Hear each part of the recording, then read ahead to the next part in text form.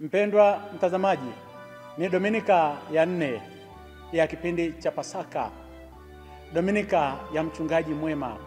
Katika Dominika hii ambayo imepewa jina la mchungaji mwema, Injili ya Yohane kuanzia sura ya 10 aya ya kwanza mpaka ya 30, Yesu anajitambulisha kwa wanafunzi na kwa wale wote ambao walikuwa wanamsikiliza kwamba yeye ni mchungaji mwema.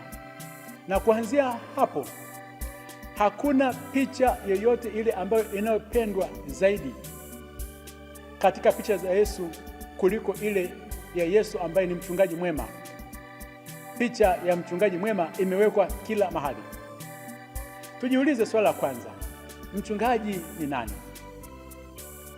Turudi katika maeneo ya Israeli ambako ndiko Yesu alikuwa anazungumza maneno hayo. Katika maeneo hayo, mchungaji alikuwa ni mtu aliyetoa maisha yake yote kwa ajili ya kondoo. 100% ya maisha yake aliyatoa kwa ajili ya kulinda kondoo ili waweze kuwa salama. Ni mchungaji alikuwa ni mtu aliyekuwa ana maisha magumu sana.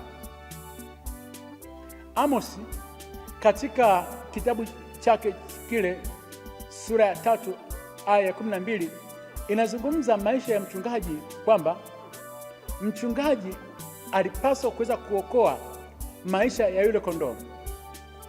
Na kama kondoo amepata shida katika malisho kule alikokuwa anachungwa, mchungaji alipaswa kuweza kuchukua kipande chochote kile cha yule mnyama ambacho ameliwa, au sikio au miguu miwili, na baadaye aje aonyeshe huku kwa watu kwamba mnyama huyu ameliwa.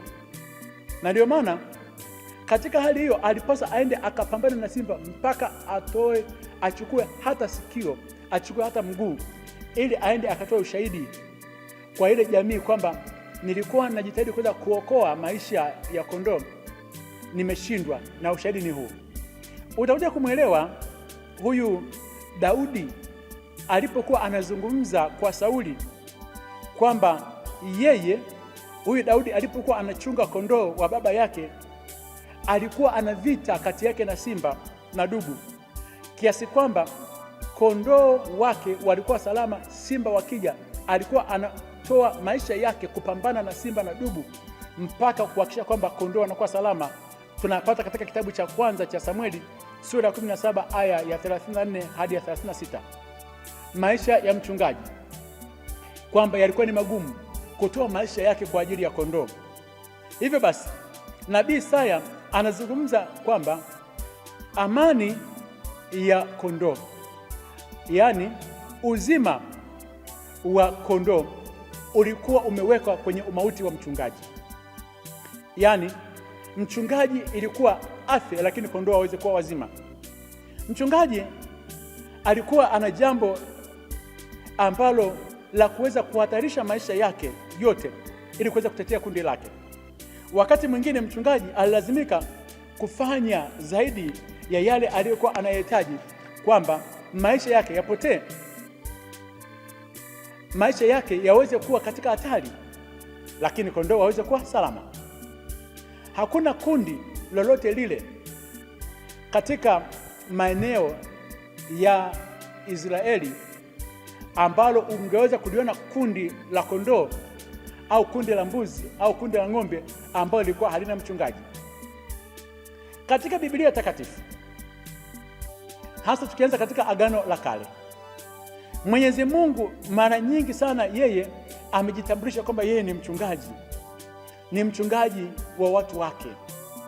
Ndio maana ukisoma ile Zaburi ya 23, Zaburi pendwa, inasema Bwana ndiye mchungaji wangu, sitapungukiwa na kitu. Vile vile pia ukisoma Zaburi ya 77 ile aya ya 20, Mwenyezi Mungu anajitambulisha na wana wa Israeli wanazungumza kwamba uliwaongoza watu wako kama kundi kwa mkono wa Musa na Haruni wakiwa kule jangwani. Mwenyezi Mungu yeye ndiye mchungaji mwema. Katika Agano la Kale hilo hilo, Zaburi ya 77 aya ya 13 inazungumza, sisi ni watu wako, kundi la malisho yako, tutakushukuru milele. Kwamba sisi wanadamu ni watu wake, ni kundi la malisho yake. Mwenyezi Mungu ndio mchungaji wetu. Pia Zaburi ya 80 aya ya kwanza inazungumza kwamba, sikiliza mchungaji wa Israeli, wewe unayewaongoza Yusufu kama kundi lako. Tunapoingia katika maombi tunamwambia Mwenyezi Mungu, sikiliza wewe uliye mchungaji wa Israeli ambaye huwaachi watu wako. Zaburi ya 95 aya ya 7 inazungumza, yeye ni Mungu wetu na sisi ni watu wa malisho yake, ni kondoo wa mkono wake. Kwa hiyo tunaanza kumwona Mwenyezi Mungu yeye ndio mchungaji na sisi ambao ni binadamu ndio kondoo. Na kuna maswali mengi hapo ambayo unayojiuliza, kwa nini Mwenyezi Mungu yeye ni mchungaji na binadamu ni kondoo? Na kwa nini wameamua kutumia jina la kondoo, wasitumie jina la mbuzi, wasitumie jina la mnyama mwingine? Kondoo ana sifa za namna gani? Wataalamu wa mambo ya kiroho wanazungumza kwamba kondoo ni mnyama ambaye ya kwanza hana uwezo wa kuweza kusikiliza vizuri, ndio maana masikio yake yamefunika. Kondoo ni mnyama ambaye mara nyingi sana anaweza akaingia katika hatari. Kondoo ni mnyama ambaye yupo kwa ajili ya kuweza kuongozwa tu. Kondoo si mjanja, hivyo basi anahitaji kuweza kuongozwa mara kwa mara. Sasa Zaburi ya 100 aya 3 inasema, sisi ni watu wake, kondoo wa malisho yake. Kwa hiyo Mwenyezi Mungu ndiye anayetuongoza. Wayahudi katika picha hiyo kwamba Mwenyezi Mungu ndio mchungaji na baadaye wao ni kondoo, waliweza pia kuwaona baadhi ya watu ambao Mwenyezi Mungu aliwaleta katikati yao waweze kuwaongoza vizuri. Mmoja wapo alikuwa ni Musa. Wanasema hivi, walimwona kwamba Musa alikuwa ni mwaminifu katika kazi ya kuchunga kondoo akiwa kule jangwani. Ndio maana basi Mwenyezi Mungu akampatia nafasi ya kuweza kuwachunga wana wa Israeli kutoka nchi ile ya Misri kwenda katika ile nchi ya ahadi. Baadaye manabii wakaanza kumwona Mwenyezi Mungu pia kuweza kuwa ni mchungaji. Ndio maana ukisoma katika kitabu cha nabii Isaya sura ya 40 aya ya 11, nabii sana anasema kwamba Mwenyezi Mungu atalilisha kundi lake kama mchungaji, atawakusanya wana kondoo mikononi mwake, atawabeba kifuani mwake na kuwaongoza kwa upole wale ambao bado ni wachanga. Baadaye pia wanazungumza kwamba Mwenyezi Mungu atalichunga kundi lake ambalo amelikomboa katika hatua kubwa sana kutoka katika utumwa, na baadaye yeye atakuwa ni mwaminifu, atakuwa ana haki, yaani hata ruhusu hata mmoja wao aweze kujikwaa akiwa katika malisho. Huyu ni Mwenyezi Mungu, atawaongoza wote kwa usawa. Baadaye nabii Yeremia akaanza kuzungumza na wale wote ambao walikuwa wamepewa jukumu la kuweza kuwaongoza wana wa Israeli, yaani makuhani na wafalme. Akawaambia, ninyi Mwenyezi Mungu amewaweka katika nafasi yake kwamba ninyi kazi yenu ni kuwaongoza hawa kondoo wa Mwenyezi Mungu. Yaani viongozi wa nchi wakaanza kupewa jukumu la kwamba wao ni wachungaji. Nabii Yeremia sura ya 23 aya ya kwanza mpaka ya 4 akaanza kuwazungumzia viongozi wa nchi waliokuwa wabaya, hawakuweza kufanya ile kazi nzuri. Akasema, ole wao wachungaji wanaowaangamiza na kuwatawanya kondoo wa Mwenyezi Mungu katika malisho yao. Yaani badala ya kuweza kuwapatia chakula, hawa viongozi wakaanza kuwatesa watu. Wachungaji wakaanza kula mikia ya kondoo. Makuhani hawakusimama katika ile nafasi yao. Nabii Yeremia anasema, ole wao wachungaji wa Israeli ambao wamekuwa wanakula mikia ya kondoo. Yaani baada ya kuweza kuwalisha kondoo, wao wenyewe wanaanza kuwatafuna. Mwenyezi Mungu akazungumza kupitia nabii Ezekieli akasema, mimi mwenyewe sasa nitawalisha kondoo wangu, kwa sababu wale aliokuwa amewaweka katika kazi hiyo ya kuweza kuwatunza wale kondoo, kuwapeleka katika malisho, hawakufanya kazi, walijilisha wao wenyewe. Mwenyezi Mungu akafanya maamuzi, mimi mwenyewe nitawalisha kondoo wangu. Ndio maana sasa katika Agano Jipya Yesu Kristo anakuja. Yesu Kristo anapokuja katika Agano Jipya ndio ile Injili ya Yohana kuanzia ile aya sura ya 10 kuanzia aya ya kwanza anajitambulisha, amesema yeye ndiye mchungaji. Tena akaongeza akasema ndiye mchungaji mwema. Anasema yeye ndiye mchungaji ambaye anahatarisha maisha yake kwa ajili ya kutafuta kondoo waliopotea. Mathayo sura 18 aya 12, Luka sura ya 15 aya 4. Yesu mwenyewe ambaye ni mchungaji anawahurumia watu wote kwa sababu ni kondoo wasiokuwa na mchungaji. Mathayo sura ya 9 aya 34, ndio maana aliweza kuwalisha chakula. Marko sura ya 6 aya 34 anasema kwamba walikuwa ni kondoo wasiokuwa na mchungaji. Na yalikuwa ni maombi ambayo Musa alisali mbele za Mwenyezi Mungu katika kile kitabu cha Kutoka, kwamba Mwenyezi Mungu, mimi ninapoondoka na kuomba hao wana wa Israeli uwaletee mchungaji, wasije wakawa ni kondoo wasiokuwa na mchungaji. Aliwaonea huruma. Kwa Mwenyezi Mungu yeye anapomleta Yesu Kristo hapa duniani, anamleta Yesu Kristo kwa sababu tulikuwa tumetawanyika, dunia nzima imetawanyika, hakuna yeyote yule anayesimama kwa ajili yao. Yesu anasema mimi ni mchungaji mwema, ninakuja kuwahurumia kwa sababu mmetawanyika. Yeye ndiye mchungaji wa roho za wanadamu, yaani ni mchungaji mkuu wa kondoo, kama anavyozungumza katika Waebrania sura ya 13 aya 20. Sasa kwa nini Yesu anajitambulisha kwamba yeye ni mchungaji mwema? Kwa nini anaongeza ile neno mchungaji mwema? Mchungaji katika ile nchi ya Israeli, kama tulivyosikia, mchungaji alikuwa yeye ana vitu vichache sana katika maisha yake. Alikuwa na begi moja tu la ngozi ya mnyama ambayo alibeba chakula, na ndani yake kulikuwa kuna mikate na matunda yaliyokuwa yamekaushwa na jibini. Mchungaji alikuwa ana fimbo kwa ajili ya ulinzi na baadaye pia kuweza kuwaongoza wale kondoo ambao walikuwa wanapotea. Sasa Yesu anaposema kama yeye ni mchungaji mwema, alikuwa na kanzu moja tu, hakuwa na vitu vingi, tofauti na picha ambayo sasa hivi ya wachungaji tunaokuja kuwaona. Yesu anaposema kwamba yeye ni mchungaji mwema, yaani yuko tayari kutoa maisha yake kwa ajili ya kondoo hawa ambao wanaopotea. Yuko tayari kuweza kuhakikisha kwamba kila mmoja ambaye Mwenyezi Mungu aliyempatia anampeleka katika njia iliyo salama. Yohana sura ya 10 aya 11 mpaka 15 anajitambulisha, anasema mimi ndimi mchungaji mwema. Mchungaji mwema hutoa maisha yake kwa ajili ya kondoo. Mwajiriwa ambaye si mchungaji, anasema mwajiriwa si mchungaji wa kweli, ambaye kondoo sio mali yake. Yaani anapomwona mbwa mwitu akija, huwaacha kondoo akakimbia, na mbwa mwitu huwakamata na kuwatawanya wale kondoo. Anawaacha kondoo kwa sababu yeye ni mwajiriwa na kondoo si mali yake. Yesu anasema mimi ndimi mchungaji mwema, ninawajua kondoo wangu. Kondoo wangu wananijua na wanaisikia sauti yake. Anapozungumza juu ya kondoo ambao wanakuwa katika mazingira ya hatari, kundi la kwanza walikuwa wanasababisha kondoo hao waweze kuangamia walikuwa ni wezi. Mwizi anapokuja, mchungaji alikuwa ni mwaminifu, yeye alikuwa anapaswa kuweza kutoa maisha yake, yaani kupambana na wale wezi ili kondoo waweze kuwa salama. Lakini pia upande mwingine, huyu mchungaji mwema, wakija mbwa mwitu ambao walikuwa ni hatari sana katika nyakati hizo kwa ajili ya kondoo, alikuwa tayari kwenda kupambana na mbwa mwitu wasije wakalarua wakawaua wale kondoo.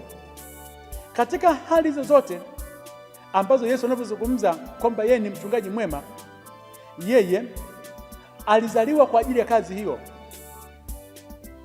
tofauti na wale wachungaji wengine. Je, tutamtambuaje kwamba huyu ni mchungaji mwema na huyu si mchungaji mwema? Tofauti ya kwanza ni hii: mchungaji mwema amezaliwa kwa ajili ya kazi hiyo. Na ndio maana Yesu Kristo alipozaliwa, alizaliwa Betlehemu. Alizaliwa Betlehemu katika hori la kulishia wanyama. Na neno Betlehemu limetokana na maneno mawili. Bet maana yake ni nyumba, lehemu maana yake ni chakula. Kwa hiyo alipozaliwa Betlehemu kwamba yeye ni chakula cha ulimwengu. Na ndio maana habari ya kwanza ya kuzaliwa kwa Bwana Yesu Kristo walipewa wale wachungaji, wakaenda kumwona kwamba yeye ndio mchungaji mwema, amezaliwa kwa ajili ya kazi hiyo. Alitumwa kwa ajili ya kuhakikisha kwamba kondoo wake wanakuwa salama, na yeye mwenyewe pia anakuwa rafiki kwa wale kondoo. Mchungaji wa uongo, kwanza anakuja kwa ajili ya kazi, si wito wake, lakini yeye yupo pale kwa ajili ya kupata tu pesa. Kwa hiyo ukimwona, sizungumzi katika swala zima la hali ya sasa hivi, ukimwona mchungaji kazi yake anakazania tu pesa, utambue kwamba yeye ni wa mshahara, hayupo pale katika swala zima la kondoo hawa. Yaani ndani mwake anataka tu malipo, anaangalia nitalipwa kitu gani kwa hawa ambao nao wahudumia. Msipomlipa anakuwa ni mkali. Huyo si mchungaji mwema. Yaani hana hisia yote ile ya huruma kwa ajili ya kondoo wanaopotea.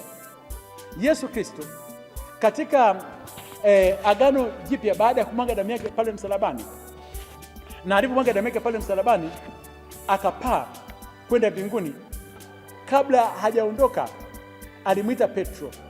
Katika Injili ya Yohana sura ya 21 aya ya 15 akamuuliza maswali haya, akasema, Simoni Petro, unanipenda mimi kuliko hawa? Na tendo hilo la kumuuliza kwamba unanipenda mimi kuliko hawa, alikuwa anaonyesha kwamba unanipenda mimi kuliko vitu, hawa samaki, unanipenda mimi kuliko hawa watu. Petro alipothibitisha kwamba anampenda, alimwambia Yesu, lisha kondoo wangu mara mbili, na akamwambia chunga kondoo wangu mara moja. Maana yake nini? Kazi ya kuweza kuwapeleka kondoo katika malisho mabichi, kuwalisha kwa neno la Mwenyezi Mungu, aliwapatia viongozi. Alimpatia Petro ambaye yeye alikuwa ni halifa, Baba Mtakatifu wa kwanza. Hivyo basi viongozi wote waliofuata baada hapo, kazi yao kubwa ilikuwa ni kuwalisha kondoo. Tusipowalisha kondoo wa Mwenyezi Mungu, wanatawanyika, wanaenda kutafuta chakula huko. Na ndio maana siku ya leo ni siku ya kuweza kuwaombea sana viongozi wa kanisa, kumwombea sana Baba Mtakatifu, kuwaombea maaskofu, kuwaombea mapadri, kuwaombea wachungaji, waweze kuwalisha kondoo. Wanadamu wasipolishwa neno la Mwenyezi Mungu wanatawanyika. Na ndio maana sasa hivi, kwa sababu tumeshindwa kuweza kuwalisha watu neno la Mwenyezi Mungu lililo hai katika maisha yao, watu wametawanyika, wanalishwa vitu vya ajabu kwa ajili ya kutafuta uzima. Wanakutana na umbwa mwitu. Kuna watu wengine wamevaa vazi la kondoo, lakini kumbe wao ni umbwa mwitu. Wanajiona kama ni wachungaji, lakini kumbe wanatafuta tu pesa. Kazi yao ni kuangamiza roho za watu. Yesu alikabidhi hili jukumu. Hivyo basi, wajibu wa kiongozi yoyote yule wa kundi la Mwenyezi Mungu ni kulisha kondoo, si kazi nyingine, ni kulisha kondoo, kukubali kutoa maisha yake kwa ajili ya kondoo. Maisha ya kuweza kuwa mchungaji si maisha rahisi, ni maisha magumu sana, ni maisha magumu. Lazima akubali kutoa maisha yake. Kondoo wanapovamiwa, akisha kabisa kwamba anakwenda walipo kondoo, kama alivyozungumza Baba Mtakatifu Francisco kwamba walipo kondoo, mchungaji naye mwenyewe awepo, anuke harufu ya kondoo. Lakini ukimwona mchungaji hataki kujichanganya na kondoo, hataki kunuka harufu ya kondoo, anataka akae tu madhabahuni, yaani asubiri sadaka, huyo si mchungaji wa kweli.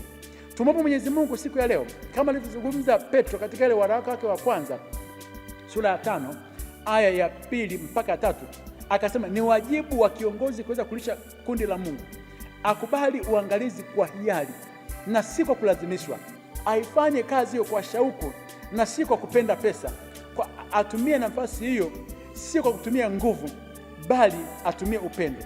Paulo alipokuwa anakaribia kuondoka, akawaita wazee wa Efeso katika ile Matendo ya Mitume sura ya 20 aya 21, akasema kwamba lichungeni kundi la Mwenyezi Mungu ambao Roho Mtakatifu amewafanya nyinyi kuweza kuwa waangalizi.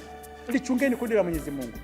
Paulo anasema kwamba nilikaa katikati yenu nikiwa mnyonge, sikutamani fedha wala mali ya mtu, yaani nilitoa maisha yangu kwa kulinda hili kundi. Anasema lichungeni kundi la Mwenyezi Mungu.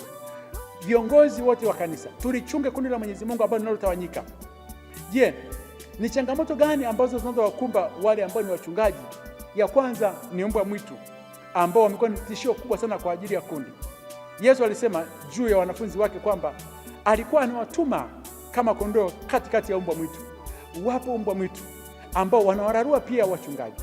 Jipe moyo mchungaji, jipe moyo wewe ambao umepewa kazi ya Mwenyezi Mungu. Hata kama utalaluliwa, kuna mbwa mwitu ndani ya kundi, watakunenea maneno mabaya, simama imara, kwa sababu siku moja mbele zake Mwenyezi Mungu utadaiwa hizo roho.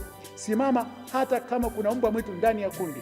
Yesu alisema kwamba wapo watakularua, watakuumiza, utapata majeraha, watakusema vibaya.